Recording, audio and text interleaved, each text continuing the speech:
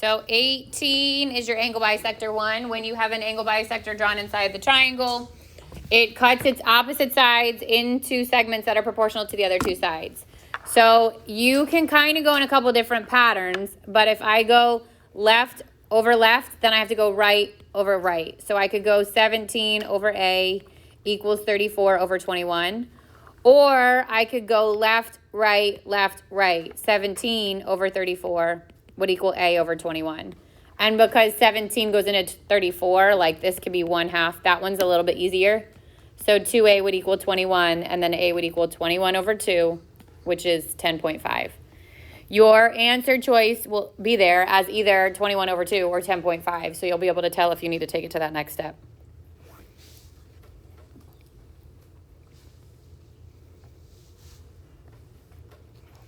For 19, now you've got the parallel side. So when a segment is drawn parallel to the third side of a triangle, it cuts the other two sides proportionally. So with this one, for the x, the 2, the 7.5, and the 5, you can go x to 2 equals 7.5 over 5.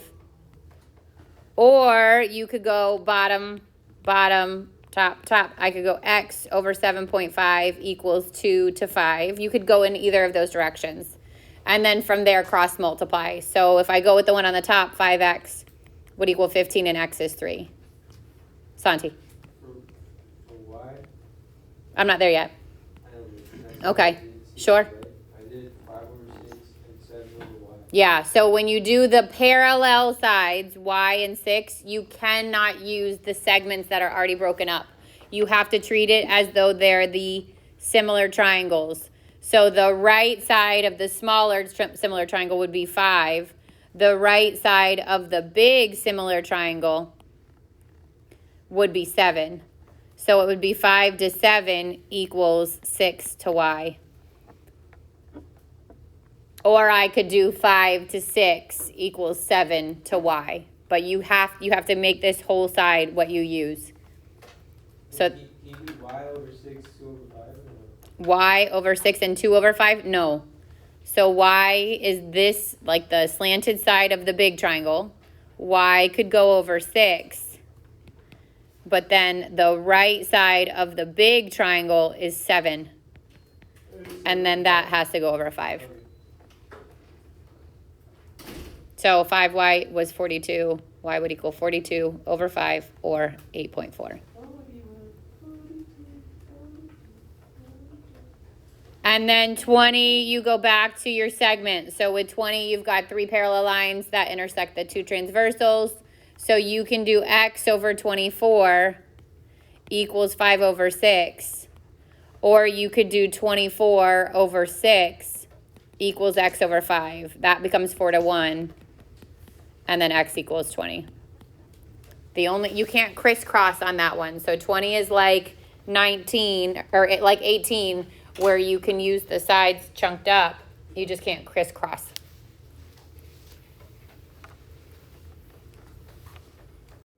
So these are your similar triangles, right? So you want to set up your scale factor, and it doesn't matter which direction you go as long as you're consistent. If I go 36 over 12, because those are the only ones you have both lengths for, that means that my scale factor is 3 to 1. So then, oh, how do you find x? I'm sorry, you're talking about the angles. Angles are congruent. So R would match N, and P would match L. So if this 22.6 is also here, and the right angle is marked, 22.6 and x have to add up to 90. So I just do 90 minus 22.6. You're welcome. You're good on the side lengths. Okay. 9. This was all your right triangles. So Pythagorean theorem, classifying, and then the 2, segment 1 over altitude equals altitude over segment 2, and hypotenuse over leg equals leg over segment of a hypotenuse adjacent to the leg. Nick. Yeah. So the reason I know they're different is because there's 2 right triangles happening. The big one is marked as a right triangle, and then you have the altitude drawn. That's when I know I have to use one of those 2 theorems. This time the y is on the altitude. So I'm going to do segment 1 over altitude equals altitude over segment 2. Segment 1 could be 1 or 4. It doesn't matter which order. 1 over y equals y over segment 2, which is 4. And then y squared equals 4. So y technically equals the square, plus and minus square root of 4, or plus and minus 2. But because we're talking about a length, we only want positive 2. And what would be the other theorem you use? The other one is the one that has a measurement on the leg. So like, Every time it's that's not the altitude. every time it's not in the middle, it's Every time it's not on the altitude. Yeah, so if there's no variable or value on the altitude, you know you're using the other one. So like 24, hypotenuse is this whole side, x plus 3. Over the leg we have is 5, equals 5 over the segment of the hypotenuse adjacent to the leg, which is 3.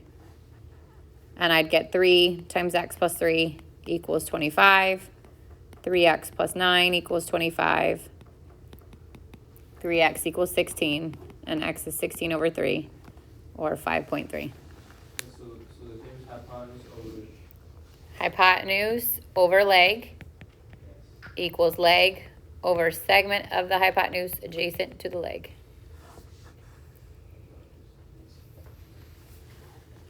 26 doesn't have anything on the altitude, it has it on the leg, so that's the one we just did. Hypotenuse would be x over the leg is 9 equals the leg, which is 9, over the segment of the hypotenuse adjacent to the leg, which is 7. So then 7x equals 81. X would equal 81 over 7, which is 11.6. Wait, how about 27? It's different than all of them. 27, you're right, 27 is different than all of them. So 27, you can do a couple different ways. One is I can use the left triangle. Well, that's a right triangle, right? Is it 3 over 5 equals? Segment 1 over altitude equals altitude over segment 2.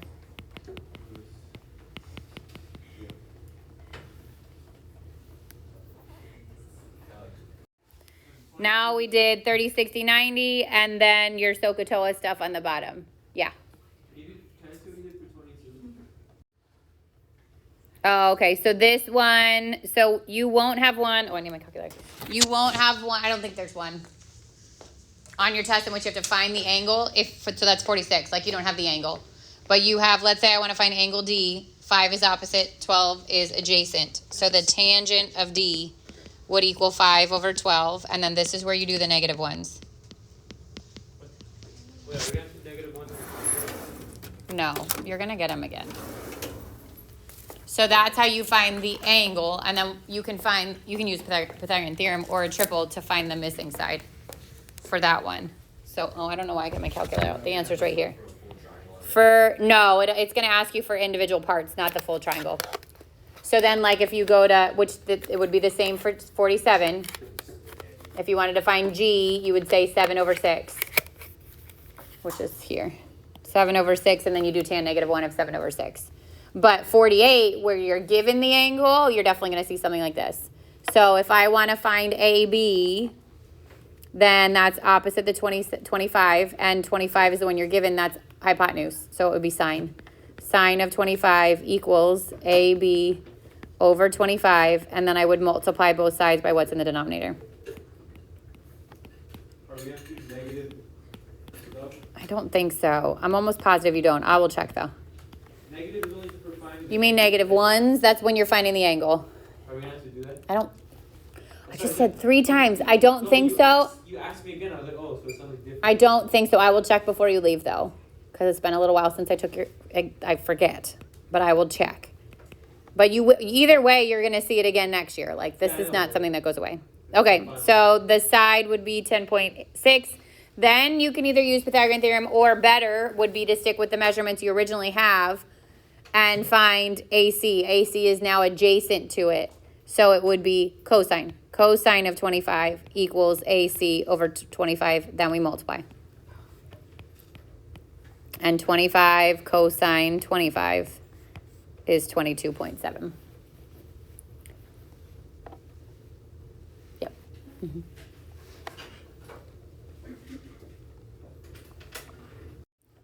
All right, so 2 is a tangent meeting radius. If the tangent meets the radius, then it's perpendicular to it. So I know that that's a right triangle. The 2 legs would be the r and the 12. So I would do r squared plus 12 squared equals the whole hypotenuse, which is r plus 6. So that's r squared plus 144 equals r plus 6 squared is not r squared plus 36. You have to expand and FOIL it out. And it's r squared plus 6r plus 6r plus 36. Or r squared plus 12r plus 36. Then I would subtract the r squareds. And I get 144 equals 12r plus 36. And I'd subtract the 36.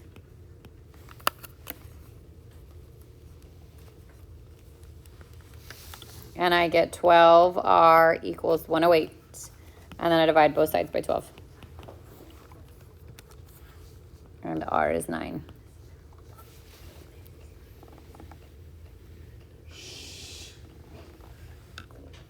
All right, 17 is a secant and a tangent. So this would be tangent squared, or 12 squared, equals the whole, which would be x plus 9, times the external part, which is 9. So I'd get 144 equals 9x plus 81. And then 144 minus 81, 63. And then divide by 9. And x is 7.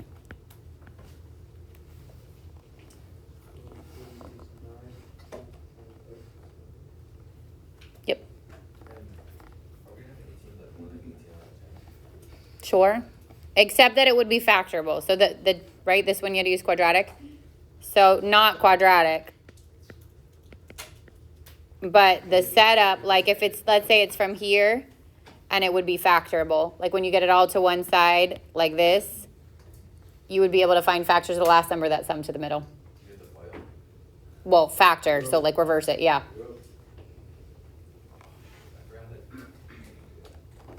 So, I mean, I'll give you easier numbers. Like, you would find the factors of the last number. So, like, 24. Factors of the last number that sum to the middle. So, you would want to go from factors of negative 24 that sum to negative 2. So, you'd go through the factors of 24 until you found one that gave you negative 2. And then just split and solve. And then because one's negative, you would ignore it.